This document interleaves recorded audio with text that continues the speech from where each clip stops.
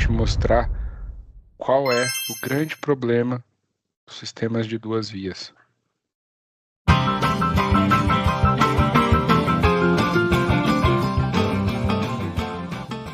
Fala pessoal, tudo bem? Para quem não me conhece, eu sou o Guilherme Torres, engenheiro de aplicação da Danfoss, responsável pela linha de produtos de sistemas com fluido secundário, sistemas hidrônicos, tá? E hoje a gente vai falar nesse vídeo aqui sobre qual é o grande problema de sistema de duas vias, certo? Se você não viu ainda os tipos de controles que a gente pode ter, tem um vídeo que fala só de tipos de controle, explica sistemas de duas e sistemas de três vias. E você vai entender ali naquele vídeo que sistema de duas vias foi um salto comparado ao sistema de três vias quando a gente fala em eficiência energética. Mas ele tem um pênalti, ele tem uma dificuldade que a gente tem que vencer. E é sobre isso que a gente vai falar hoje. Eu vou te explicar qual é esse problema ou esse pênalti, essa dificuldade e como você pode superá-la para ter um projeto eficiente, um projeto bom de sistema de duas vias. Beleza? Então, vamos lá. A gente já entendeu que o sistema de duas vias ele foi um salto ou uma evolução quando comparado com o sistema de três vias, certo? Por quê? Pelo motivo dele me permitir variar a rotação da bomba, né? Inclusive, é um nome dele, né? De sistema de vazão variável.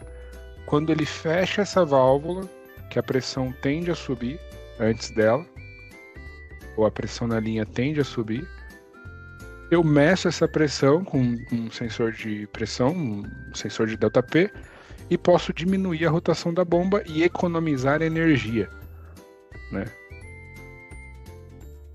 Como a gente já tinha visto, esse daqui é mais ou menos o desenho de um sistema de duas vias. Olha aqui meu sensor de ΔP, ele nesse caso está instalado no último ponto, medindo a diferença de pressão no último ponto, certo? E é ele que vai mandar o sinal para o inversor de frequência da bomba aumentar ou diminuir a rotação da bomba em função da necessidade, né? Em função da pressão que ele está lendo, certo? A gente também viu que eu posso ter uma variação desse sistema instalando o meu sensor de ΔP no barrilete ou entre o recalque e a sucção da bomba, certo? Que vai mudar é o set point. A gente vai ver que vai ter algumas outras mudanças e vamos entender elas agora, tá? Mas a princípio, aqui eu controlaria uma pressão somente para vencer o último fan coil. Aqui eu preciso controlar uma pressão para vencer a instalação inteira, tá? Mas em princípio, o sistema de duas vias ele parece muito bom e realmente é. Por quê? Pela possibilidade de variar a frequência da bomba, variar a rotação da bomba. E a gente falou também sobre o balanceamento estático, que nos meus sistemas, tanto de duas vias quanto de três vias, ele é necessário. O que a gente não falou ainda, e agora que a gente vai reparar, reparem que quando eu faço o comissionamento do sistema, eu regulo essa válvula aqui, ó, para todos os pontos abertos. Todos os pontos abertos, eu posso dizer que eu estou em carga térmica total, certo? Se eu estou com todos os pontos abertos, isso aqui quer dizer o quê? Todos os meus fan coils estão abertos. Beleza? Todos os meus forçadores hidrônicos estão abertos. Quer dizer que eu estou com carga térmica total. Minha instalação vai rodar com carga térmica total em todo o tempo? Dificilmente. A gente consegue perceber que a instalação por exemplo, se pegar um prédio comercial com ar-condicionado, com água gelada, ele roda pouquíssimos dias do ano, talvez 3, 4 dias no ano, são os dias mais quentes do ano, com carga térmica total. Todos os outros momentos ele está com a carga térmica parcial. Ou seja, eu tenho pontos fechados, eu tenho salas que já bateram set point, eu tenho válvulas que estão modulando. Só que eu fiz o meu comissionamento com carga térmica total. Eu fiz a regulagem dessa válvula com todos os pontos abertos.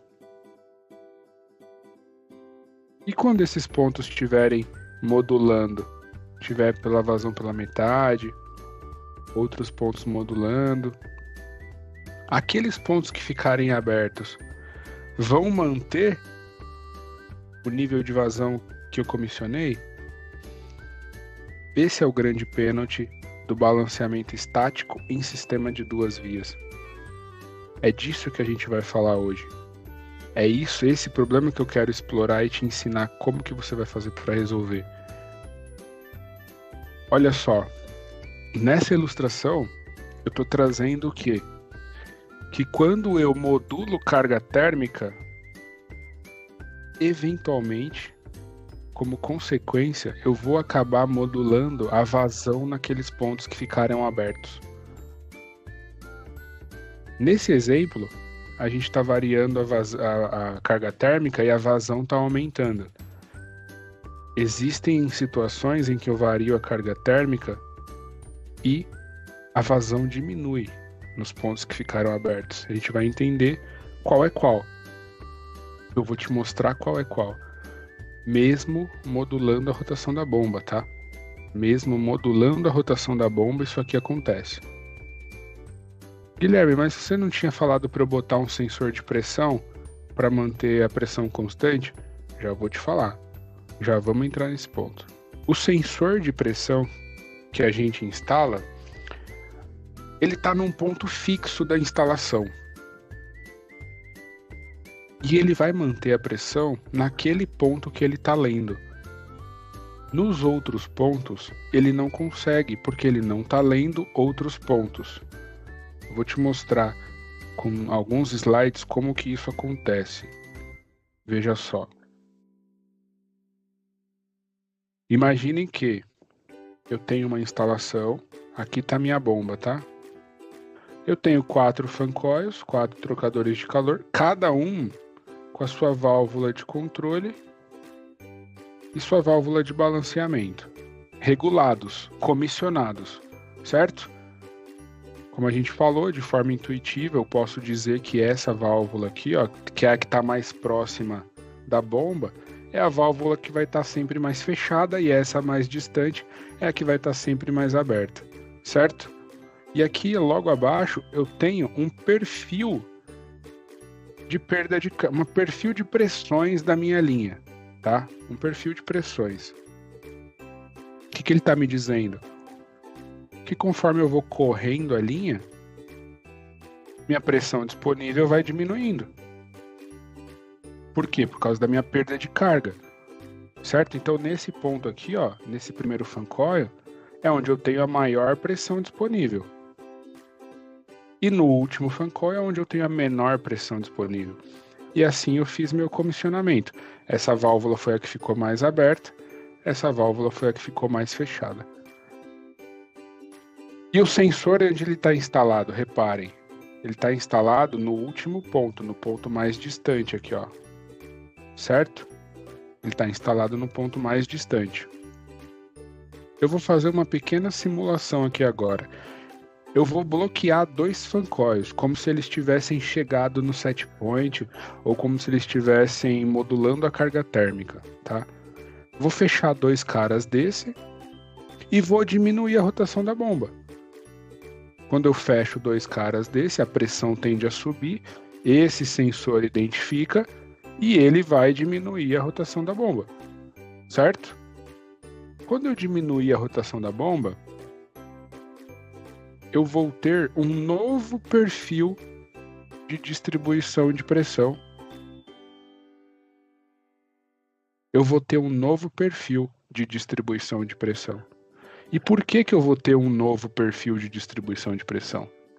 Porque esse perfil de perdas de carga é para uma vazão que a bomba está bombeando. O que mais influencia a perda de carga é velocidade no tubo. E a vazão está diretamente interligada com a velocidade. Vazão é velocidade vezes a área. Então, quando eu vario a rotação da bomba e vario a vazão, eu estou variando a velocidade do fluido na seção do tubo. Se eu estou variando a velocidade, eu estou mudando a perda de carga. Se eu estou mudando a perda de carga, eu estou mudando a distribuição de pressão. Na linha toda. Na linha toda eu estou mudando a distribuição de pressão, porque eu mudei a perda de carga na linha toda.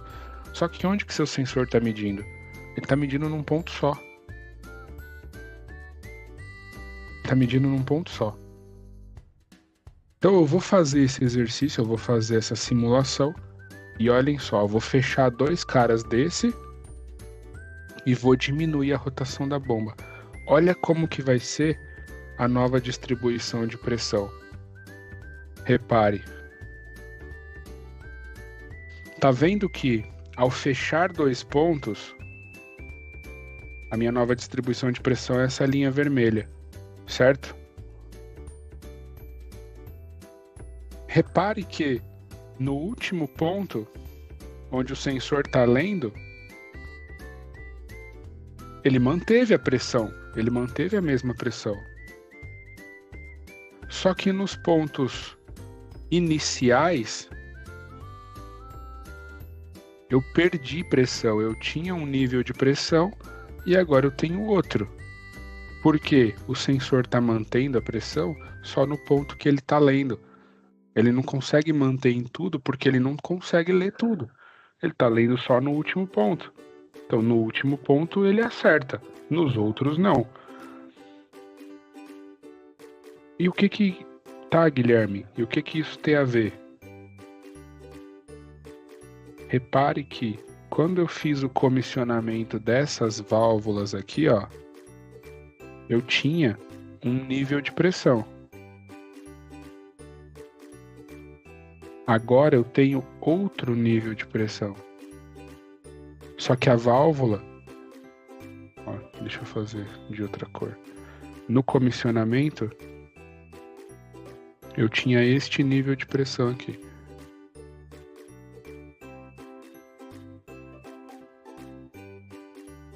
E agora, depois de modular a bomba, eu tenho este nível de pressão aqui. No mesmo ponto.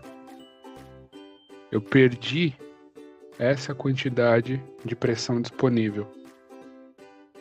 Essa foi a pressão que eu perdi na entrada da válvula, porque eu modulei a bomba. Não no último ponto, como eu falei, no último ponto eu não perdi pressão.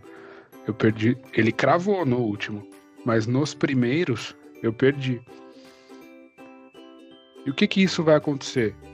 A válvula foi comissionada para esse nível de pressão aqui, ó. Posso chamar de ΔP inicial. Só que agora eu perdi pressão. Será que ela vai manter a mesma vazão que estava passando? Com certeza não. Por que não? Porque ela não tem mais a mesma pressão disponível. A gente pode fazer mais ou menos uma analogia com o chuveiro de casa, por exemplo. Imagina que eu regulei a quantidade de água para sair no chuveiro e fui tomar banho. De repente, a pressão da rua diminuiu. A água que vai sair pelo chuveiro também vai diminuir. Ou seja, nesses pontos onde eu perdi pressão,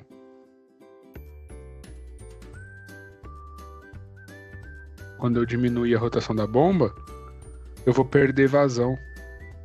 Eu não vou ter a vazão de quando eu comissionei a válvula. Eu vou ter menos vazão. E isso é um problemão. É um problemão. Ó, de forma didática, tem uma animação que a gente pode mostrar aqui de forma bem didática. Olha só. Eu fechei 2 pontos e vou modular a bomba. Repare, modulei a bomba. O sensor não estava medindo o último ponto? O último ponto ele crava.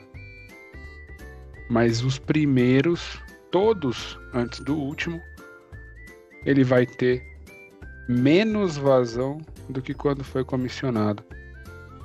Porque o sensor está medindo só o último ponto. Então, a gente chama esse fenômeno de subvasão.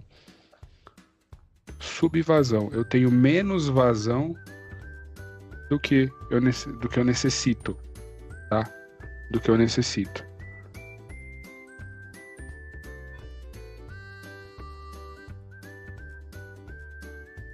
Beleza, Guilherme. Se eu colocar, então, meu sensor no barrilete, ao invés de colocar no último ponto, eu colocar no barrilete.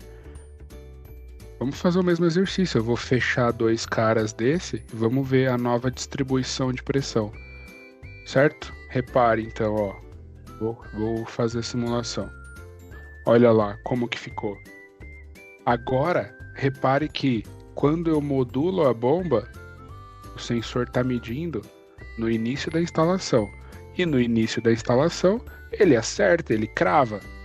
Mas os últimos pontos eu fico com mais pressão do que quando eu comissionei. Então, se eu instalo o sensor no último ponto, eu fico com menos pressão quando a bomba varia. Se eu instalo o sensor no começo da instalação, no barrilete, eu fico com mais pressão quando a bomba varia. Se aqui eu tô com mais pressão, o que vai acontecer quando esse cara aqui... O que vai acontecer com esse cara quando eu modular a bomba? Se ele tá com uma pressão a mais do que quando a válvula foi comissionada, eu vou ter uma vazão mais alta. Certo? Vamos fazer o mesmo exemplo didático aqui, ó. Vou modular a rotação da bomba. Repare, o sensor está medindo o quê? Primeiro ponto.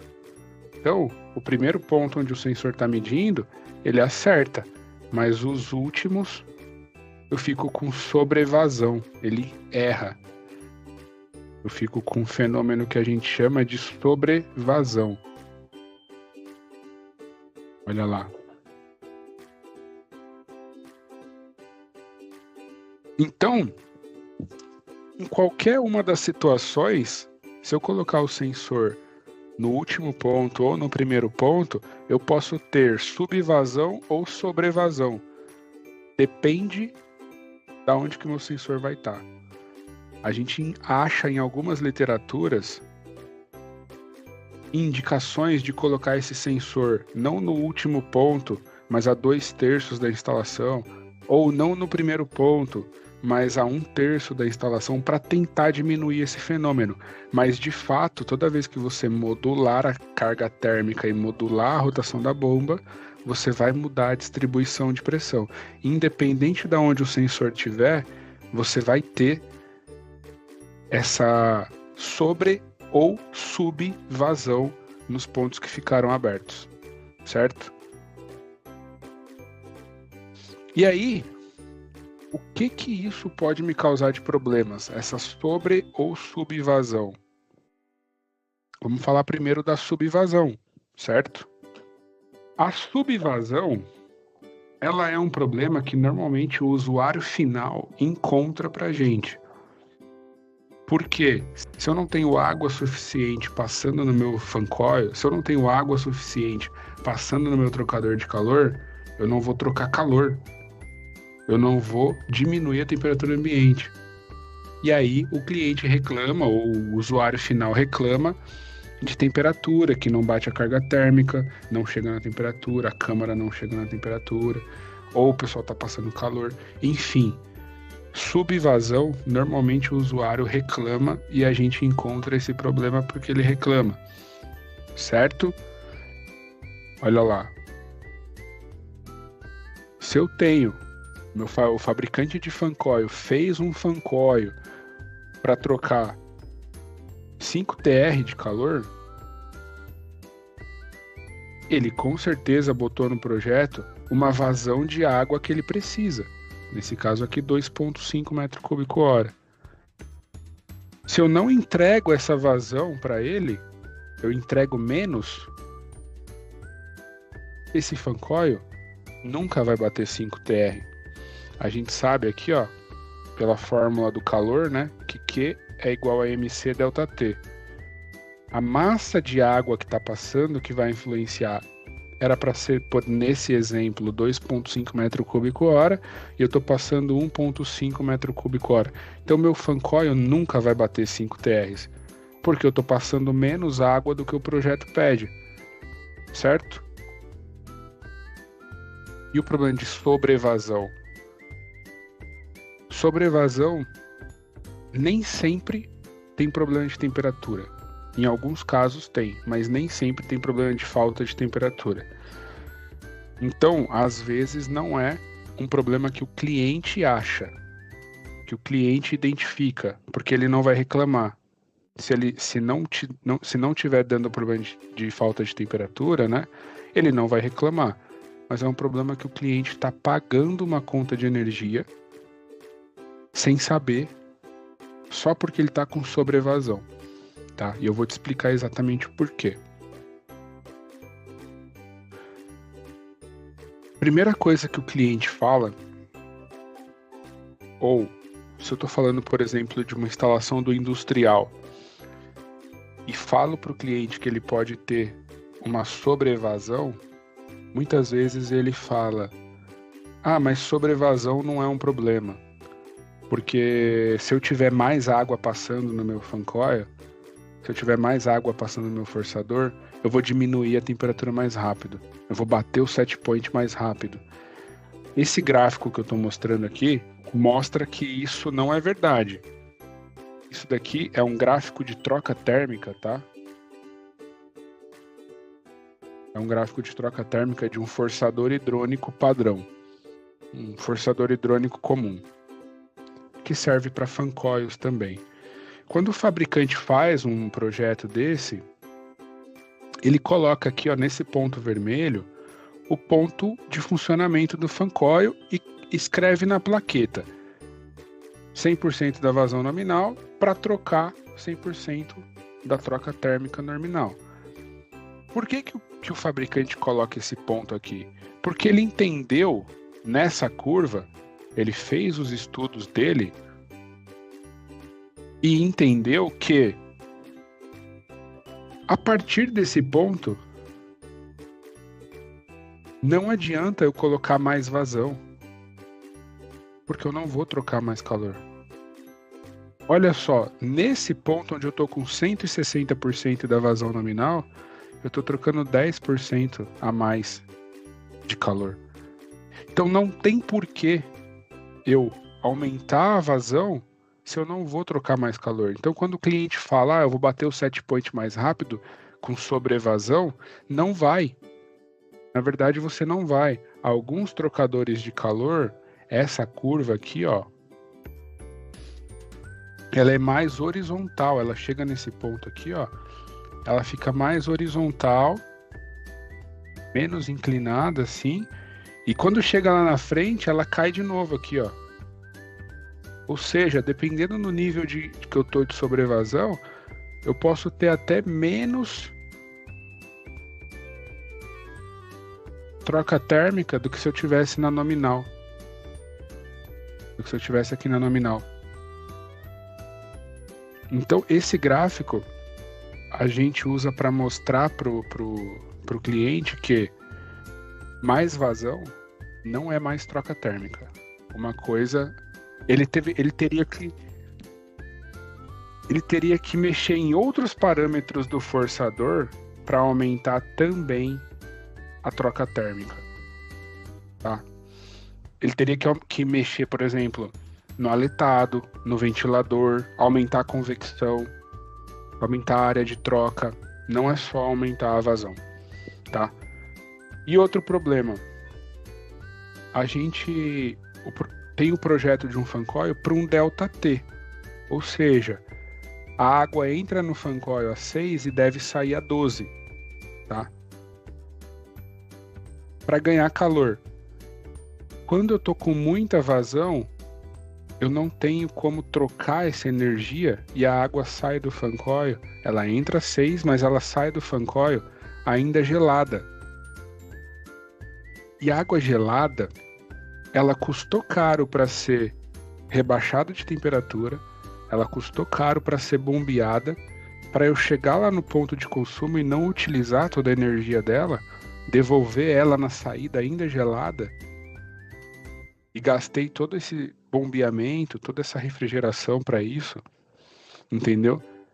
Então, esse gráfico está rebatendo duas coisas, está mostrando para a gente que eu posso ter um problema de ΔT quando eu estou com sobrevasão e que eu não vou trocar mais calor se eu aumentar a vazão, certo?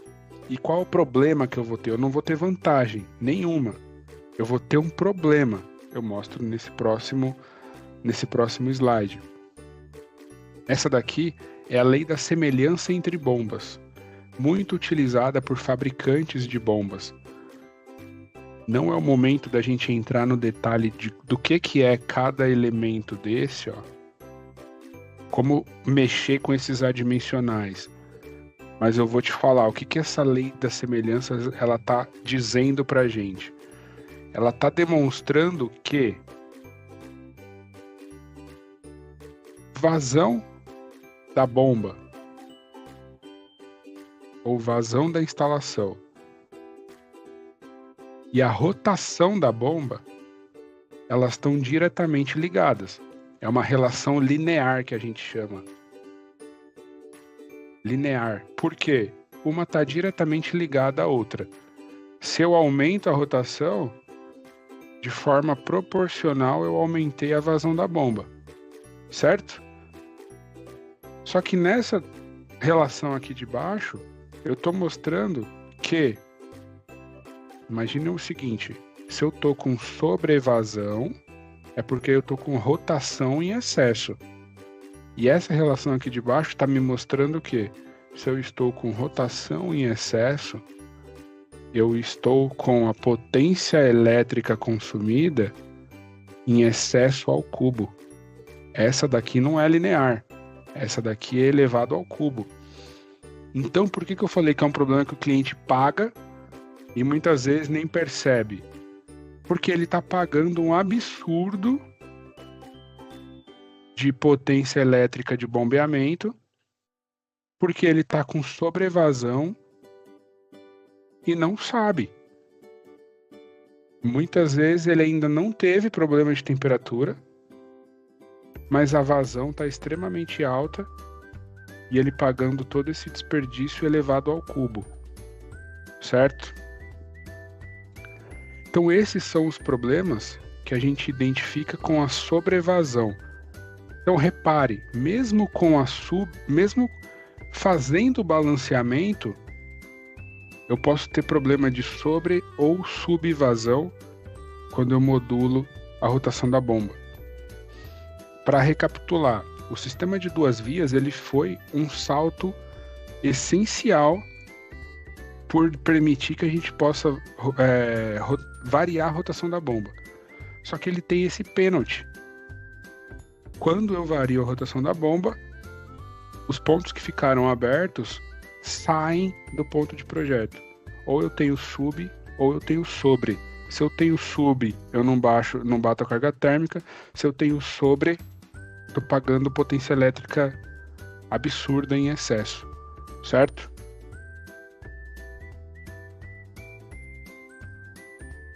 Agora imagina um sistema que ali no nosso exemplo eu tinha 4 fan coils, né? Nessa planta aqui eu tenho mais de 100.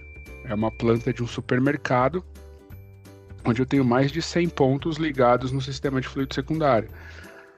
Imagina que eu tenho, toda vez que eu abro ou fecho um dos pontos, eu tenho variação da pressão e aqueles que ficaram abertos eu tenho sobre ou subvasão, né? Impensável em ter um sistema eficiente desse jeito. E por quê? Tudo isso porque eu tenho essas variações de pressão aqui, ó. Se o sensor de ΔP está no último ponto, eu tenho subpressão que me ocasiona subvasão.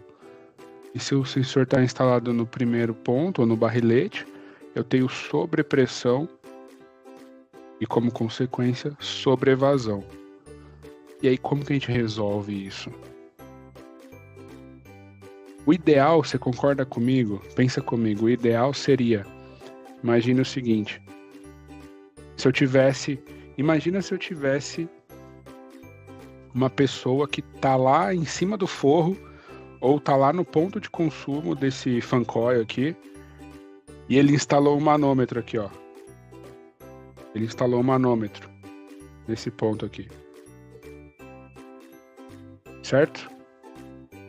E aí, na hora que esse cara fechou, a pressão na linha subiu. Ele identificou, olhando para o manômetro, veio aqui e fechou um pouquinho essa válvula. Para a pressão poder, para a vazão poder continuar constante. Como se eu estivesse em cima do forro, um cara com o manômetro, olhando o manômetro e segurando a válvula. A pressão subiu, ele fecha um pouquinho. A pressão caiu, ele abre um pouquinho a válvula. A pressão subiu, ele fecha um pouquinho a válvula. O princípio é esse. É impensável fazer isso. Um hotel com 400 quartos, eu vou deixar 400 pessoas. Esquece.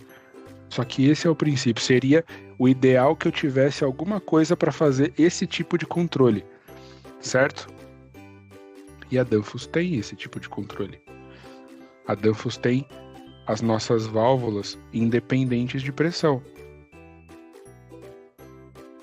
Essa é a família ABQM.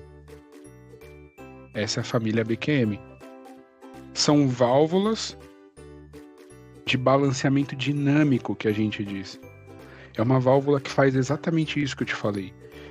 Mas de forma mecânica, tá? De forma mecânica, ela tem uma mola e um diafragma que ela consegue identificar essas variações de pressão para mais ou para menos e atuar para que a vazão seja sempre constante, tá? A gente tem um vídeo aqui no canal só para falar do princípio de funcionamento da ABQM, beleza?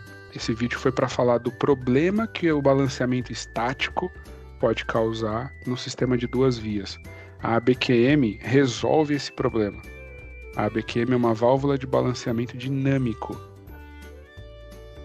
Já vou dar um spoiler, assiste o outro vídeo, procura esse vídeo da ABQM, mas eu já vou dar um spoiler.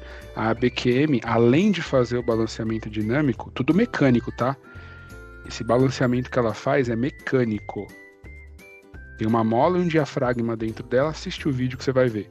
Uma mola e um diafragma, quando esse diafragma percebe que a pressão variou, ele atua para manter a vazão sempre constante. É como se ele estivesse fechando e abrindo um pouquinho a válvula em função da variação de pressão. Tudo mecânico. Você pode, inclusive, depois que a válvula resolveu o balanceamento dinâmico, de forma dinâmica, você vem aqui, bota um atuador em cima dela, um atuador motorizado, e ela também vai fazer o controle. Lembra do nosso termostato enviando o sinal para a válvula fazer o controle? Então, lá no nosso exemplo, quando a gente tinha que ter, lá no fan coil, né? Tinha o fan coil. Tinha que ter uma válvula para ele, uma válvula de balanceamento e uma válvula de controle. Lembra? Uma para fazer balanceamento, outra para fazer controle. Se eu estou usando a BQM, ela faz as duas. Depois que ela resolve o balanceamento, você vem com o atuador aqui e aí sim, de forma eletrônica, ele vai atuar no controle. O atuador não está fazendo o balanceamento, ele vai fazer o controle. Certo? Bom, procura esse vídeo das ABQM, você vai entender exatamente o conceito de funcionamento das válvulas ABQM. Esse vídeo aqui, a gente entendeu qual é o problema do balanceamento estático em sistemas de 2 vias, tá? E como que a ABQM resolve esse problema, certo? Então eu espero que você tenha gostado desse vídeo. Compartilhe esse vídeo com quem é importante saber sobre balanceamento independente de pressão. Sistemas de 2 vias, comerciais, industriais, ar-condicionado. O sistema de balanceamento dinâmico tem uma eficiência muito maior do que um sistema com balanceamento estático. Muito maior, tá? Então compartilhe esse vídeo com quem é importante saber disso. E se você gostou do vídeo, deixa um like aí, se inscreve no canal. Até o próximo vídeo. Valeu! We are engineering tomorrow.